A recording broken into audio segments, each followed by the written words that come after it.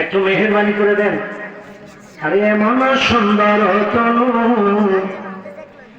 পিপাই করবে রে নূরে নূর, শিয়াল কুকুর খাইবে তারে,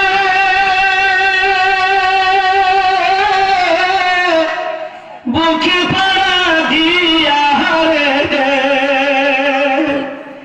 ঘর বন্ধ বিদেশি কামলা।